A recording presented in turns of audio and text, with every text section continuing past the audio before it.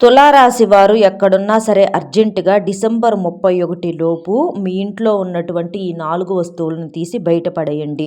లేదంటే మాత్రం కొత్త సంవత్సరంలో కూడా మీరు కోరి కోరి కష్టాలను కొని తెచ్చుకున్నట్లు అవుతుంది. ఎందుకంటే మనకు పాత సంవత్సరంలో ఇప్పుడు మనకెన్నో సమస్యలు, ఎన్నో బాధలు, ఎన్నో ప్రమాదాలు, ఎన్నో గండాలు, ఎన్నో మృత్యువులు ఇలాంటివి చాలా చూసి ఉన్నాము. కాబట్టి ఇలాంటివి ఏదైనా ఉంటే ఇక్కడతోటి వదిలేసేసి కొత్త సంవత్సరంలోకి కొత్త ఆశలతోటి, కొత్త సంతోషాలతోటి, కొత్త ఆనందాలతోటి అడుగు పెట్టాలని ప్రతి మనిషి కూడా కోరుకుంటూ ఉంటారు. అలాగే తులారాశి వారు కూడా జీవితాన్ని ఆస్వాదించాలి, ఆనందించాలి అని కోరుకునే వ్యక్తుల్లో ముందుగా ఉంటారు. అలాగే దైవభక్తి బాగా కలిగినటువంటి వాళ్ళనమాట. కాబట్టి తులారాశి వారు మీరు చేసే పూజలు ఏవైతే ఉన్నాయో అవి వృధా కాకుండా ఉండాలి అనంటే మీరు ఈ 4 వస్తువులను తీసి అర్జెంటుగా బయటపడేయండి. లేదంటే మాత్రం మీరు చేసే పూజలకు, మీరు చేసే పరిహారాలకు కానీ వేటికి ఫలితం అనేది ఉండదు. కొన్ని సందర్భాలలో మనం అనుకుంటూ ఉంటాము, మరీ భయంకరమైనటువంటి బాధలు ఏంటంటే పరిష్కారాలు కూడా ఉండకుండా వస్తూ ఉంటాయి అన్నమాట. కష్టాలు, బాధలు మనిషిని అల్లకల్లోలం చేసేటట్లుగా వస్తూ ఉంటాయి. అలాంటప్పుడు ఏంటంటే అసలు మేము చేసేటటువంటి పూజలు నీకు అందుతున్నాయా లేదా, లేకపోతే దైవం నువ్వు అసలు ఉన్నావా లేదా అని చెప్పేసి దేవుడినే మనం చాలాసార్లు అడిగే సందర్భాలు ఉంటాయి ఒంటరిగా కుమిలిపోతూ. కాబట్టి అవేంటంటే బయటికి చెప్పుకోలేము, మనలో మనం దాచుకోలేక క్షణం కూడా ఒక్కొక్క నరకంలాగా గడుస్తూ ఉంటుందన్నమాట. అలాంటివన్నీ తొలగిపోవటానికి అంటే మీరు చేసే పూజలకు ఫలితం లేకుండా, మీ యొక్క మనసుకు శాంతి లేకుండా, మీ యొక్క కష్టానికి ఉపయోగం లేకుండా ఈ 4 వస్తువులు ఏంటంటే నెగిటివ్గా మీ ఇంట్లో నెగిటివ్ ఎనర్జీని పెంచుతున్నాయి. మీకు కష్టాలు, సమస్యలు రావటానికి కారణమవుతున్నాయి. కాబట్టి మీరు డిసెంబర్ 31 కల్లా మీరు ఈ 4 వస్తువులను తీసి బయటపడేశారంటే మీకు కొత్త సంవత్సరం అంతా ఎంత బ్రహ్మాండంగా ఉంటుందో, ఎంత బాగా కలిసి వస్తుందో, ఎంత బాగా ఆర్థికంగా ఎదగగలుగుతారో, నెంబర్ 1 పొజిషన్లో ఎలా ఉండగలుగుతారో, మీరు కోరుకున్నవి కోరుకున్నట్లుగా ఎలా జరుగుతాయో, అంటే ఉద్యోగ ప్రయత్నాలు చేసేవాళ్ళు ఉంటారు, వ్యాపారాల్లో మంచిగా సక్సెస్ కోసం చూసేవాళ్ళు ఉంటారు, వివాహ ప్రయత్నాలు చేసేవాళ్ళు, ఇలా ప్రతిదీ కూడా మీకు అన్నీ కూడా శుభవార్తలు వినే అవకాశం అనేది ఉంటుంది. ఆర్థికంగా కూడా మంచిగా ఎదిగే అవకాశం అనేది ఉంటుందన్నమాట. కాబట్టి మీ ఇంట్లో మీకు నెగిటివ్గా పెంచేటటువంటి 4 వస్తువులను తీసి బయటపడేయండి. లక్ష్మీదేవి మీ ఇంట్లో స్థిర నివాసం ఉంటుంది. పట్టించుకోకపోతే మాత్రం లక్ష్మీదేవి మీ ఇంట్లో నుంచి బయటకు వెళ్ళిపోతుంది. కాదు, మీరే చేతులారా బయటికి పంపించినటువంటి వారు అవుతారు. కాబట్టి మీరు వీడియోని ఎక్కడా కూడా స్కిప్ చేయకుండా, నేను చాలా సింపుల్గా చెప్పేస్తానండి, ఎక్కడా కూడా స్కిప్ చేయకుండా చివరి వరకు విని మరికొంతమంది తులారాశి మిత్రులకు చేరటం కోసం వీడియోకి ఒక లైక్ ఇచ్చి సపోర్ట్ చేయండి. తులారాశి వారిది రాశి చక్రంలో 7వ రాశి, వీరి రాశికి అధిపతి శుక్రుడు. చిత్తా నక్షత్రం 3-4 పాదాలు, స్వాతి నక్షత్రం 1-2-3-4 పాదాలు, విశాఖ నక్షత్రం 1-2-3 పాదాల్లో జన్మించినటువంటి వారు తులారాశి వారి కిందకు వస్తారు. వీరి యొక్క రూపం కావచ్చు, వీరి యొక్క గుణం కావచ్చు చాలా చక్కగా ఉంటుంది. స్త్రీలు కావచ్చు, అలాగే తులారాశిలో ఉన్నటువంటి పురుషులు కానివ్వండి, ఎంతో అందమైనటువంటి రూపాన్ని కలిగి ఉంటారు. అలాగే వీరి మనస్తత్వం కూడా చాలా సున్నితంగా ఉంటుందన్నమాట. వీరి వ్యక్తిత్వం కానివ్వండి, వీరి ఆలోచన విధానం కానివ్వండి చాలా సున్నితంగా ఉంటాయి. వీరికి పైకి ఒకలాగా లోపల ఒకలాగా నటించడం అనేది ఏమాత్రం కూడా చేత కాదు. ఏదైనా కూడా ముక్కుసూటిగా పోయేటటువంటి వ్యక్తులు. వీరి రాశికి అధిపతి శుక్రుడు అంటే లక్ష్మీదేవికి సంబంధించినటువంటి ఒక గ్రహం. కాబట్టి వీరు చాలా వరకు కూడా అంటే కలుసుబాటు వ్యక్తులుగా మనం చెప్పుకోవచ్చు. ఏ ఇంట్లో తులారాశి వారు తిరుగుతూ ఉంటే ఆ ఇంట్లో లక్ష్మీదేవి తిరుగుతున్నట్లే. వారికి ఆస్తి పరంగా, అంతస్తు పరంగా, అదృష్టం పరంగా, ఐశ్వర్య పరంగా ఇట్లా అన్ని రకాలుగా కూడా కలుసుబాటు అనేది బాగా ఉంటుందన్నమాట. శుక్రుడు అంటేనే అదృష్టం, ఐశ్వర్యం, బంగారం, ఆస్తి, అంతస్తులు ఇలాంటివన్నీ కూడా వీరి జీవితానికి చాలా దగ్గరగా ఉంటాయి. కొంతమంది వీటితో గడుపుతూ ఉంటారు. కాస్త కూస్త ఇప్పుడు ఇబ్బంది పడే వాళ్ళు కూడా తర్వాత ఆ పొజిషన్కి అయితే ఖచ్చితంగా వెళ్తారనమాట. మీకేంటంటే ఈ సమస్యలు రావటానికి కారణము మీరు దైవభక్తి ఎక్కువగా కలిగి ఉంటారు, ఎక్కువగా పూజలు చేస్తూ ఉంటారు, మీకు జాలి మనస్తత్వం ఉంది. ఎవరికైనా ఇబ్బందుల్లో ఉన్నారు అంటే మీకు ఉన్నంతలోనే ఎదుటివారికి సహాయం చేసే మనస్తత్వం ఉంది, లేకపోతే ఏదన్నా దారి చూపించే అవకాశం అనేది ఉంది. ఇన్ని చేస్తున్నప్పటికీ కూడా మీకేంటంటే మానసికంగా ప్రశాంతత అనేది ఉండదు.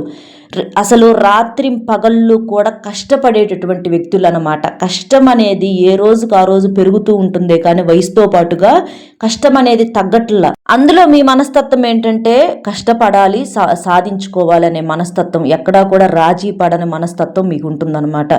అలాగ మీకేంటంటే ఇంకా సంపాదించుకోవాలి, ఇంకా ఎదగాలి అని చెప్పి జీవితం మీద మంచి ఆశ, పట్టుదల ఇలాంటివన్నీ కూడా ఉంటూ ఉంటాయి. అలాగే దానికి తగ్గ ప్రయత్నం కూడా మీరు చేస్తూ ఉంటారు. పూర్తిగా కష్టం అనేది పడుతూ ఉంటారు. సరిగ్గా టైంకు తినకుండా ఉన్న రోజులు ఎన్నున్నాయో, కంటి నిండా నిద్రపోని రోజులు ఎన్నున్నాయో, ఎంత కష్టపడుతున్నారన్నది మీకే తెలుసు. ఎందుకంటే మీ కష్టాన్ని నలుగురికి చెప్పుకొని, ఇంట్లో వాళ్ళకు కానివ్వండి, బయట వాళ్ళకు కానివ్వండి చెప్పుకొని, వాళ్ళ దగ్గర జాలి చూపించుకోవాలి, లేకపోతే ఇబ్బంది పెట్టాలని చెప్పి అనుకునేటటువంటి మనస్తత్వం మీది కాదు. కాబట్టి ఎన్ని ఉన్నా సరే మీ గుండెల్లో పెట్టుకొని పైకి అలా తిరుగుతూ ఉంటారు, నవ్వుతూ నవ్విస్తూ. కాబట్టి చాలా మంచి వ్యక్తులుగా వీళ్ళని చెప్పుకోవచ్చు. అయితే మీకు ఈ సమస్యలన్నీ కూడా ఎక్కువగా రావటానికి కారణం ఏంటంటే మీ ఇంట్లో ఉన్నటువంటి ఈ 4 వస్తువులే కారణము.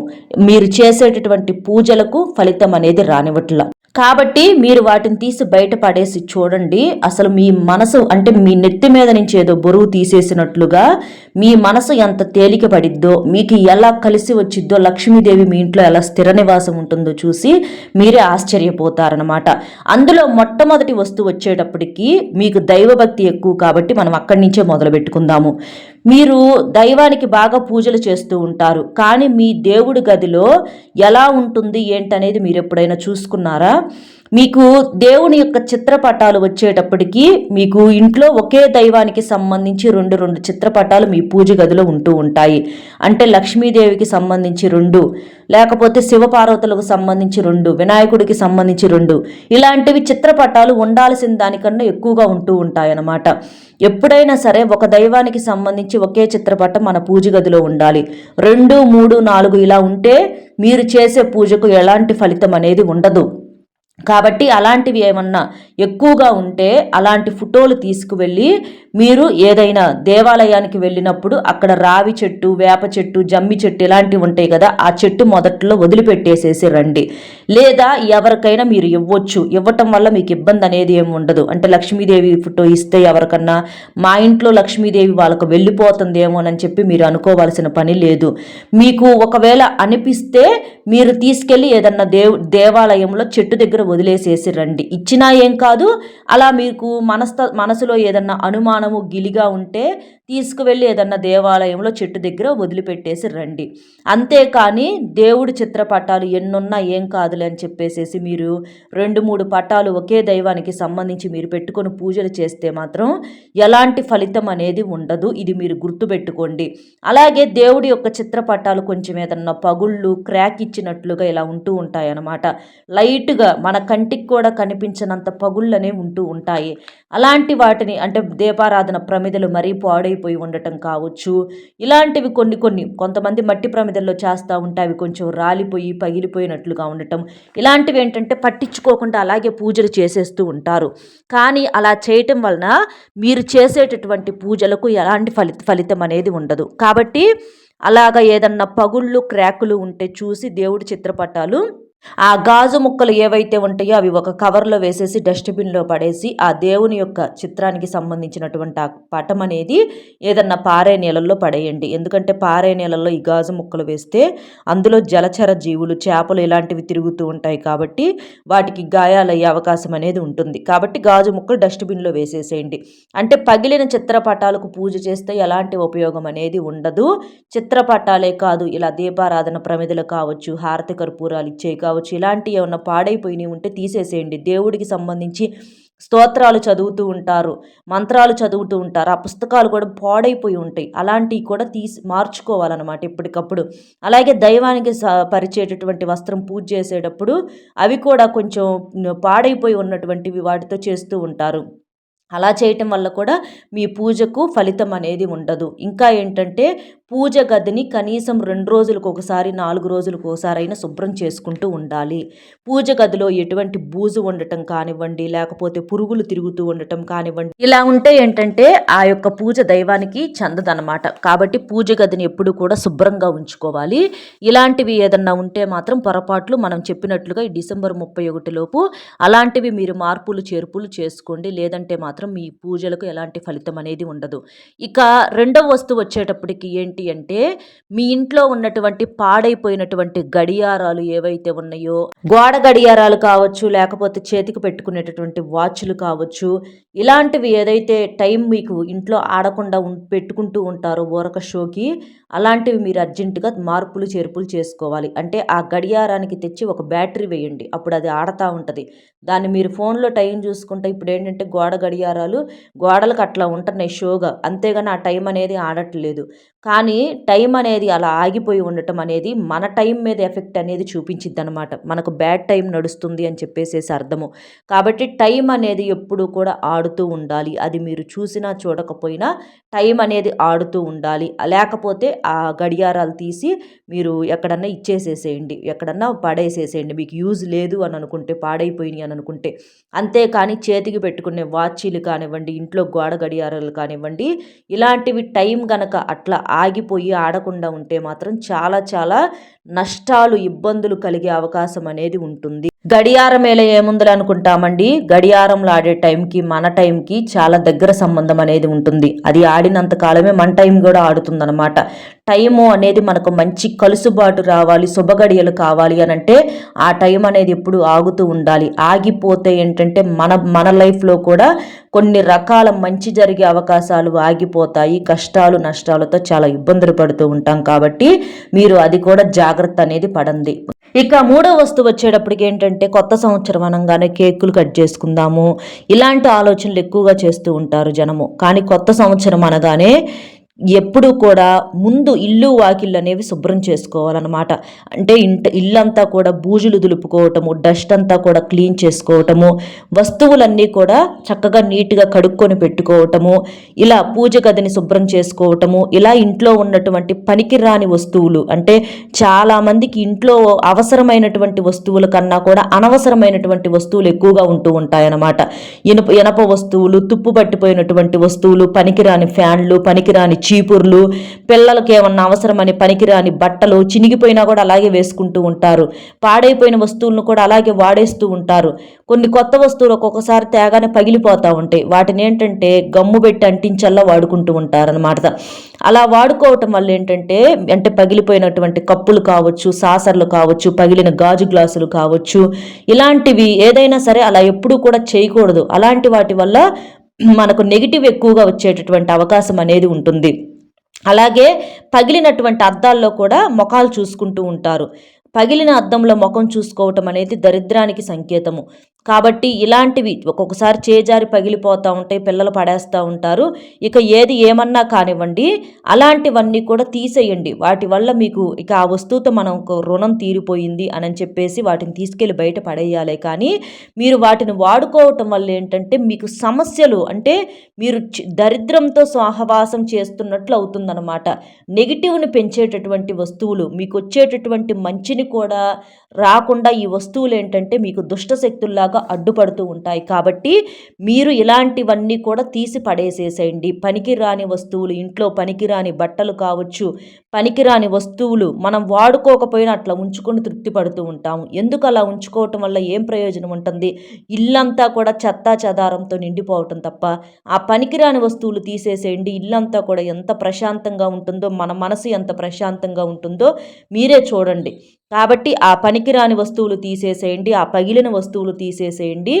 ఇల్లంతా కూడా ఈ 31 కల్లా కూడా మీరు శుభ్రంగా బూజులు ఇలాంటివన్నీ కూడా దులుపుకోండి. ఇలాంటివి చేసుకోవటం వలన మీ ఇంట్లోకి కొత్త సంవత్సరంలోకి లక్ష్మీదేవి కోట్ల రూపాయలతో అడుగు పెడుతుందన్నమాట.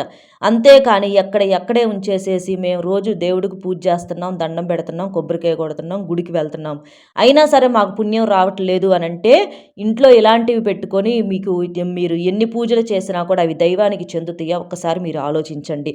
ఇక ఇది మూడో వస్తువు అనమాట. ఇక నాలుగో వస్తువు వచ్చేటప్పటికి ఏంటి అనంటే, మీ ఇంట్లో చనిపోయిన మీ పెద్దవాళ్ళ యొక్క ఫోటోలనమాట.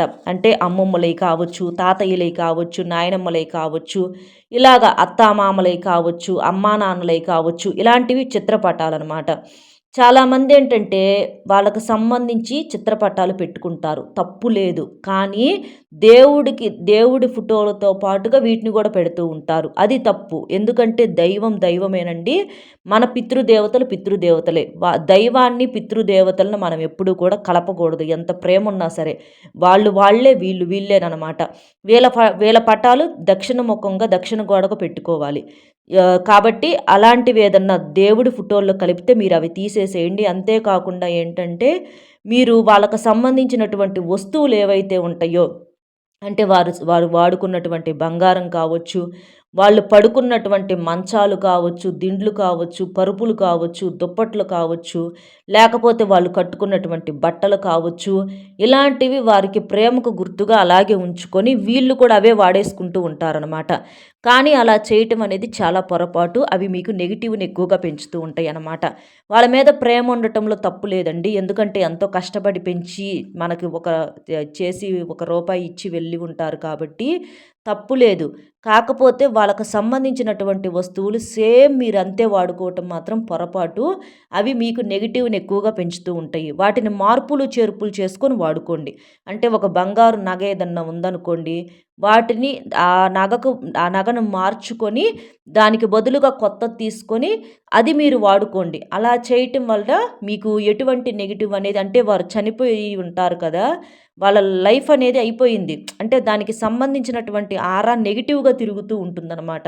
కాబట్టి లేని మనుష్యుల వస్తువులనేవి మనం వాడుకోవటం వలన మనకి ఆరా కూడా వీక్ అయిపోతూ ఉంటుందన్నమాట. కాబట్టి అలాంటివి ఏదన్నా ఉంటే మీరు మార్పులు, చేర్పులు చేసుకొని వేసుకోండి. అంతేకాని సేమ్ అంతే మాత్రం మీరు వేసుకోవద్దు. వేసుకుంటే మాత్రం చాలా ఇబ్బంది పడతారు. వాళ్ళ మంచాలు, కుర్చీలు ఇలాంటివి ఉంటే అవి కూడా మార్పులు చేసుకోండి. కొత్త వస్తువులు తెచ్చుకోండి వాటికి బదులుగా. అప్పుడు వారికి సంబంధించినవి వాడుకున్నట్లు ఉంటుంది. అలాగే మార్చి చేసుకుంటున్నాం కాబట్టి మనకి కలుసుబాటు అనేది ఉంటుంది. అలాగే వాళ్ళ బట్టలు కూడా వేసుకోకూడదండి. అవి కూడా మార్చేసేసేయాలి. ఇలాంటివి చిన్న చిన్న పొరపాట్లు ఏంటంటే మనం పట్టించుకోము. ఏముందలే అని చెప్పేసేసి పట్టించుకోము. కానీ మన జీవితంలో సమస్యలు రావటానికి 99% ఇవే కారణాలు. అంటే మానసికంగా తృప్తి ఉండదు, అశాంతి, కష్టాలు ఎక్కువ, ఎంత సంపాదించిన డబ్బు నిలబడదు, అప్పులు చేయాల్సిన పరిస్థితి వచ్చింది, మైండ్ అంతా డిస్టర్బ్ అయిపోతూ ఉంటుంది, పడుకున్న నిద్ర పట్టదు, అనారోగ్య సమస్యలు. అందరూ సంతోషంగా ఉంటారు, హ్యాపీగా ఉంటారు. మనకేందంటే ఎప్పుడూ కూడా మనసులో ఏదో మెలిపెట్టినట్లుగా బాధ. ఇలాంటి వాటన్నిటికీ కారణం ఏంటంటే మీరు చేసే ఇలాంటి చిన్న చిన్న పొరపాట్లు మీరు పట్టించుకోరు. మనకెప్పుడైనా చూడండి, ఏదైనా సరే కంట్లో నలుసు చూడండి చిన్నగానే ఉంటుంది, కానీ ఆ కంట్లో నలుసు పెడితే గిలగిల కొట్టుకుంటాం ఇంతలా మనుషులం కూడా. అలాగే కాలిలో ఒక చిన్న ముళ్ళు గుచ్చుకున్నా కూడా గిలగిల కొట్టుకుంటాం, నడవలేము. అలాగే ఇలాంటివి కూడా చిన్న చిన్నవి ఏముందలని మనం పట్టించుకొని పొరపాట్లు అనమాట. కానీ ఇవి మన జీవితాల మీద చాలా పెద్ద ఎఫెక్ట్ చూపిస్తూ ఉంటాయి. కాబట్టి ఏముందులే అని చెప్పేసేసి కొట్టి పడేయకుండా మీరు డిసెంబర్ 31 లోపు ఈ 4 వస్తువులు మనం చెప్పినట్లుగా తీసి పడేసేసేయండి. అసలు అదృష్టం ఎలా ఉంటుంది, ఎంత మన నెత్తి మీద నుంచి ఏదో ఒక పెద్ద బరువు తీసేసినట్లుగా ఎంత ప్రశాంతంగా ఉంటుంది, మీకు కొత్త సంవత్సరం ఎంత సక్సెస్గా ఉంటుంది, ఎంత కలిసి వస్తుంది, ఇలాంటివన్నీ చూసి మీరే ఆశ్చర్యపోతారనమాట. లక్ష్మీదేవి మీ ఇంట్లో స్థిర నివాసం ఉంటుంది. ఈ వస్తువులు తీసి మీరు బయట పడేస్తే మీరు చేసే పూజలకు అవ్వచ్చు, మీరు చేసే దానాలకు, ధర్మాలకు, ఇలాంటి వాటికి కూడా ఫలితం అనేది ఉంటుందన్నమాట. కాబట్టి చక్కగా ఇలా చేసేసేయండి. కొత్త సంవత్సరం అంతా కూడా ఆనందంతో, ఉత్సాహంతో, సంతోషంతో, కోట్ల ఆస్తితోటి మీరు మీ కుటుంబం అంతా కూడా సంతోషంగా ఉండాలని మనస్ఫూర్తిగా కోరుకుంటున్నాను. అర్థమైంది కదండి ఏం చెయ్యాలి ఏంటి అనేది. మన వీడియో నచ్చితే తప్పకుండా వీడియోకి ఒక లైక్ ఇచ్చి సపోర్ట్ చేయండి. అలాగే లైక్ చేసినప్పుడు కామెంట్స్ దగ్గర హైప్ వస్తుంది, అక్కడ మీ యొక్క పాయింట్స్ అనేవి యాడ్ చేయొచ్చు. అలాగే మీకు తెలిసిన మిత్రులు ఎవరన్నా ఉంటే వారికి కూడా షేర్ చేస్తే హెల్ప్ అవుతుంది. ఎందుకంటే ఇలాంటి వీడియోస్ చాలా అరుదుగా దొరుకుతూ ఉంటాయి. వీటిలో చాలా విలువైనటువంటి ఇన్ఫర్మేషన్ అనేది ఉంటుందన్నమాట. పైకి ఏముందులే అనిపిస్తూ ఉంటుంది, కానీ చాలా విలువైనటువంటి ఇన్ఫర్మేషన్ ఉంటుంది. కాబట్టి ఇలాంటి వీడియోస్కి ఒక లైక్ ఇచ్చి మీకు తెలిసిన ఫ్రెండ్స్కి కూడా షేర్ చేసి సపోర్ట్ చేయండి. కామెంట్ బాక్స్లో ఓం శ్రీ మహాలక్ష్మీ దేవియే నమః అనే కామెంట్ చేయండి. మరో మంచి విశేషంతో మళ్ళీ కలుద్దామండి. సర్వేజన సుఖినో భవంతు. ధన్యవాదములు.